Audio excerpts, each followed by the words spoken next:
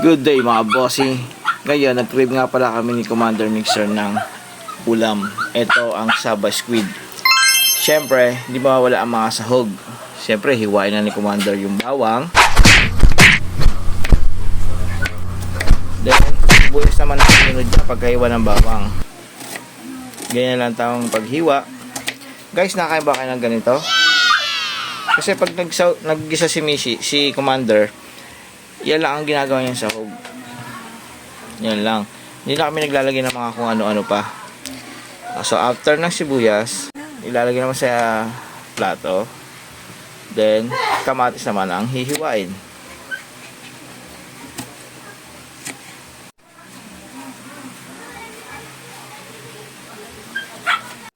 So ba maraming kamatis? Siyempre naman, gusto ko mas masarap yan. Yan ang favorite ko eh. Siyempre guys, ilan bawang nilagay mo dito? Tatlong yung cubes. Tapos yung sa sibuyas naman, dahil sa sobrang laki, Kalahati. kinalahati lang ni Commander. Tapos dalawang kamatis. Tapos dalawang kamatis naman ang sasahog sa Saba Squid. Favorite namin to guys. Pag nagkikrib kami, yan ang iniluluto namin. Guys, ang ginagawa ni Commander dito, hinihiwalay niya yung sabaw. Hiwalay niya yung sabaw na yan. Yan, para igigisa yung laman. Tapos, masarap kasi guys yung prito-prito ng konti eh. Bawang sibuyas, kamatis lang yan guys. Tapos, ang daling lutuin lang. Tapos, konting ano lang, tubig. Tsaka konting pampasarap, ingredients. Okay na.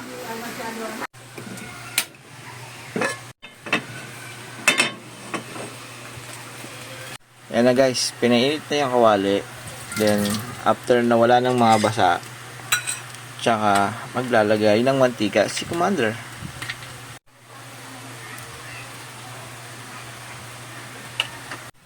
Lalagay natin muna yung bawang. Ayan, nilagay na ni Commander ang bawang. Diba? And then, ano yung next dyan, Commander?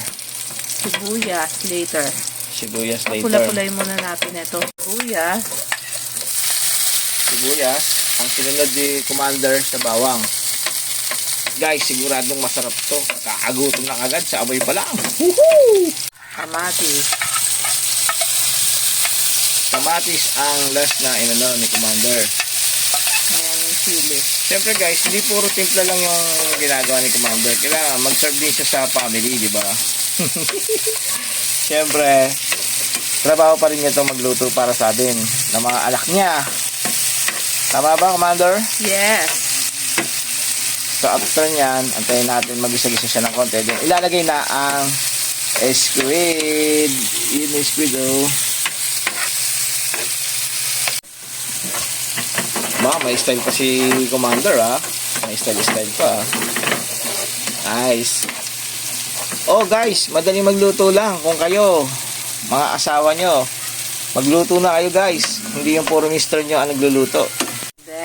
And then, nilagay na ang pusit, guys. Yan ang sinasabi ko. Igigisa niya lang dyan sa bawang sibuyas kamatis. At medyo parang piniprito-prito niya lang yan. Diba, guys? Sarap niya, no? Wow! Perfect! Mapapag extra rice ka talaga. Yahoo! Sabaw. Oh, guys, pwede na ilagay yung sabaw. Dahil na prito-prito na konti. Then, mag-add ka pa ba ng water, Commander? Yes. Wow, ilalagay pa pala ang lagay favorite muna na natin sili na yung pampaanghang. Wow, para diba? lumasalasa na siya. Para lumasalasala. Wow, tingin pa lang. Kakagutom na, guys. Diba? Kaya magluto si Commander. May konting love. Kailangan may TLC, Tending Love and Care. Tama ba? At nag-add siya ng konting water para masarap ang sabaw. Bitin kasi sa sabaw, guys. Bitin sa Dapat sabaw, hindi kukunti nilagyan lang ng water. Siyempre, maglalagay ka pa ng mga additive dyan ng mga pampalasa, di ba? Tama ba, Commander? Correct. Correctly. At guys, mag-a-add nga pala si Commander Mixer ng konting, what do you call that? Asin. Salt or asin. Iodine salt. At saka konting Siyempre, samahan ng magic sarap. Para mas masarap ang kakainin nyo. Wow, kumukulo na siya guys. Pwede na yan. Kaya guys, madaling lutuin lang kagad ng mga saba, yung mga dilata. Yan ang instant talaga. Pero masarap. Oh guys, titikman na natin yung luto ni Commander. Wow, sarap. Woo! Pwede na kumain. Oh guys, after natikman natin yung luto ni Commander, okay na. Swabing-swabe na sa panlasa ko. Kaya, tapos na ang luto niya guys. So, abangan nyo yung next vlog namin sa pagluluto guys. Thank you for watching. Commander, Thanks thank for you for watching. watching. Bye-bye. Bye-bye.